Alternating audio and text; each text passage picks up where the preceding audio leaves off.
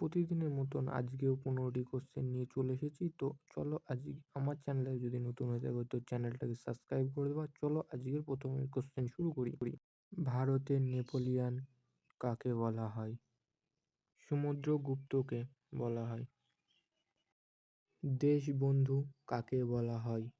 চিত্তরঞ্জন দাসকে বলা হয়। তো পরের কোশ্চেন, জিন্দা পীর কাকে বলা হয়? ঔরঙ্গজেবকে বলা হয়। পরের কোশ্চেন, ভারতের মেকিয়াভেলি কাকে বলা হয়?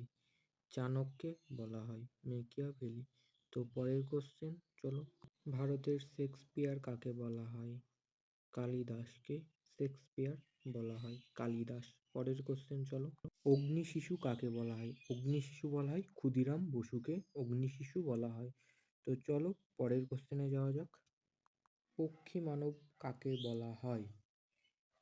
সেলিম আলীকে বলা হয়। তো চলো পরের কোশ্চেন যাওয়া যাক, লোকমান্য কাকে বলা হয়? লোকমান্য বলা হয় গঙ্গাধর তিলককে।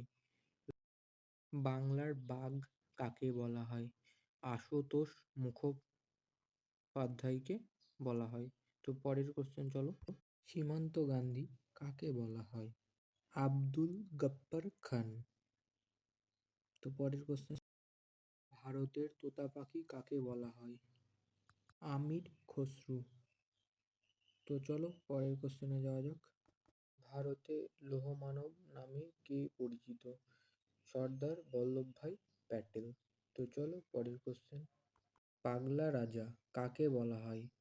মোহাম্মদ বিন তুগবল কে বলা হয়। তো চলো পরের কোশ্চেন, পাঞ্জাব কিশোরী কাকে বলা হয়? লালা লাজপত রায়কে বলা হয়। তো চলো পরের কোশ্চেনে যাওয়া যাক। তো আজকে শেষ কোশ্চেন।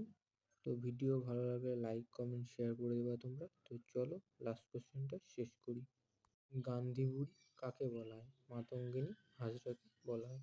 তো চলো আবার নেক্সট ভিডিওতে দেখা হচ্ছে কালকে তোমাদের সঙ্গে।